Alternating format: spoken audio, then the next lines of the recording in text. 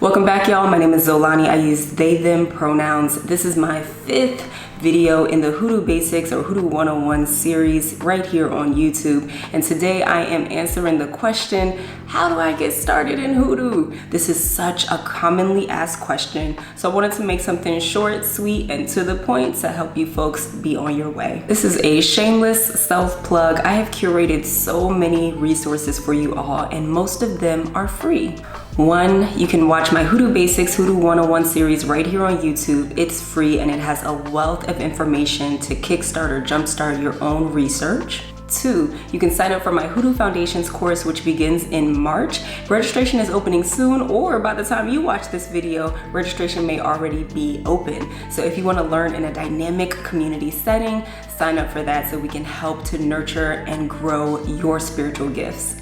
And 3, I have a podcast. You can listen to it. It is called The Blue Bottle Tree. It is an audio altar which is extending the legacy of Afro-diasporic folklore and Black storytelling. And that's going to be streaming on Apple Podcasts and Spotify. All links are down below. To get started in Hoodoo, you really want to examine your personal life to look for your entryway into Hoodoo. I want you to remember that Hoodoo is an embodied practice. So that means that your entryway should feel natural. It should feel almost like, oh, I feel called to this particular thing. And even if it challenges you, it should be in a way that challenging helps to reduce your suffering and make more space for your growth. These challenges often lead to more realization, more understanding, and it can often feel like connecting the dots. So that's the sort of sensation that you want to feel there. The following is a list of some things that may be an entryway for you. Some of these things are also actions or ideas that may support you or help you while you are on your journey. This is in no particular order, and you take what resonates with you and leave the rest for another time. Start by getting a divination or a mediumship session with a Black spiritual practitioner. Now, they should have a good reputation, and that doesn't mean that they're world famous or they have hundreds of thousands of followers. What it means is that they have morals, ethics, standards, and values that align with you and reinforce your humanity and your personhood. Set up your ancestral altar. Now, I already have 2 videos, one on the ancestral altar and another on the significance of offerings. Go ahead and check those out. To keep it simple, water, candle, a picture if you have it. Make sure that you keep your altar clean. Study your family and genealogy. Now, for my queer babies, some of us are no longer connected to our families of origin. Just know that that is okay. Something that you can do if you are queer, trans, or adopted is you can get a roots reading. And through that roots reading, you can then start to study your ancestral home. For those of us who are in a position where we are in contact with our families of origin, you want to talk to them, especially at those family reunions, which often feel like ancestral celebrations. You want to talk to them there, and you might be in a position to organize the next family reunion. Some of us are getting up there in age, and we're starting to, bear that responsibility of bringing the family together. If that's you, try to embrace it and do it justice by honoring your ancestors at this familial celebration. Research a lot. If you are someone who does not like reading, that is okay. You can watch documentaries, you can listen to audiobooks, you can listen to podcasts, you can even spend a lot of time in nature. I promise that is also a form of research. Zora Neale Hurston tells us that research is just formalized curiosity. So invest in your curiosity through your research. Take your time. I stated in the Building Trust with Our Ancestors video that this is a connection that lasts beyond lifetimes. So divest from urgency as best as you can and rest when you need to. Try to find a Black therapist, or at least a person of color who has an understanding of Black spirituality, abolition, or liberation ethics. This is going to be really important because you want a therapeutic relationship with someone as these things become uncovered or as things become revealed and change is taking shape in your life during this time. Now, telling people to go to therapy is a very privileged standpoint, and I understand that this may be inaccessible for some people. people. However, if you have the capacity and the resources to go to therapy, please do. Get in community with others. You want to start to surround yourself with others who are also building or have built their relationships with their spirituality. This is something that's going to help keep you motivated, open you up to different perspectives and different wisdoms as well. This is also engaging in something that I call full spectrum wisdom. If you want to learn more about full spectrum wisdom, make sure that you listen to episode 1 on the Blue Bottle Tree podcast. Unpack anti-Blackness. And don't just unpack it, but you also have to transmute it and create new foundations for your understanding. When we engage with Hoodoo, we are engaging the ancestral matrix. And as we unpack anti-Blackness that has been ingrained over years, generations, and centuries within our bodies and DNA, we actually become more skillful in navigating the ancestral matrix, hearing our ancestors more clearly, and holding better their stories and their narratives. Now, when I say unpack anti-Blackness, I want to be clear that that is actually a continuous state of being and not a fixed state, okay? It's something that you will continue to do, at least in this lifetime, every day until you pass. This helps you to develop a genuine love for Black people, Black culture, Black bodies, and it helps you to develop the nuance and clarity that is sometimes needed when we need to critique our communities. Pay attention to your dreams. Keep a dream journal. If writing does not resonate with you, you can voice record on your phone the moment that you wake up. We believe in signs and symbols, and we also believe that our dreams carry many of these signs and symbols for us. Learn to still your mind. So you have to begin or continue your meditation practice. And meditation doesn't have to look like it's seated. That could be a walking meditation, creative painting, it could be dancing or prayer. These are all forms of meditation. Recognize the ways that Hoodoo is already in your life.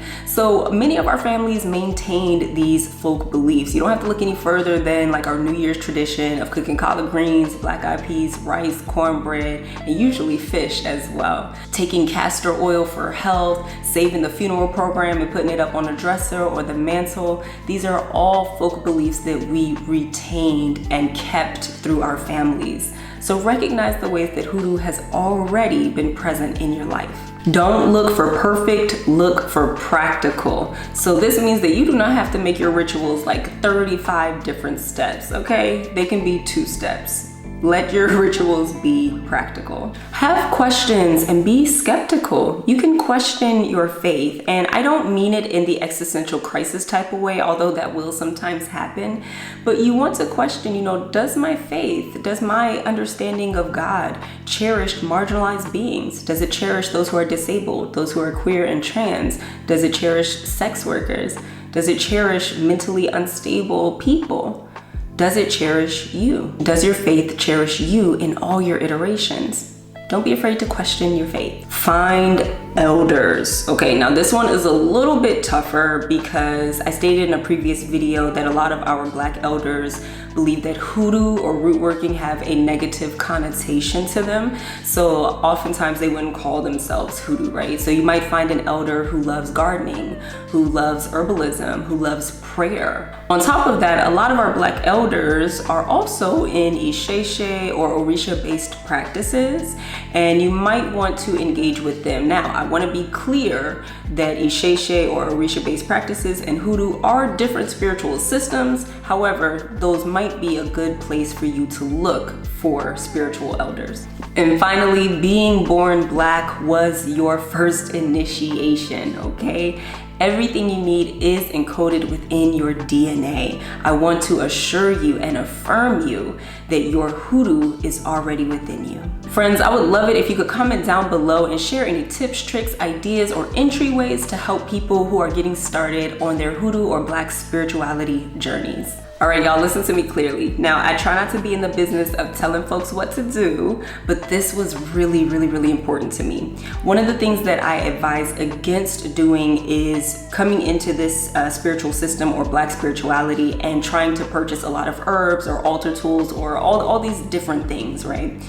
The reason being is that if we enter into the space that way. That helps to reinforce the commercialization and commodification of hoodoo. Remember, hoodoo is an embodied practice. So if we do that, that means that we are deprioritizing the relationship that we have with our body and the understanding that we have within our DNA. It reinforces the idea that hoodoo is outside of you.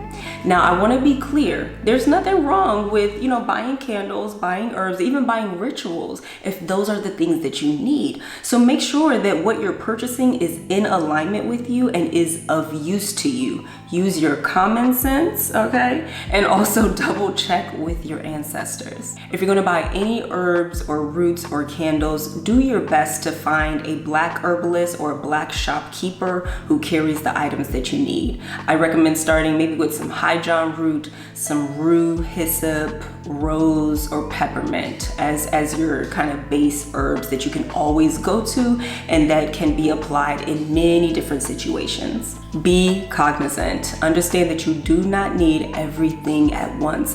As you go along this spiritual journey, the things that you need will be made clear to you and they will be made available to you.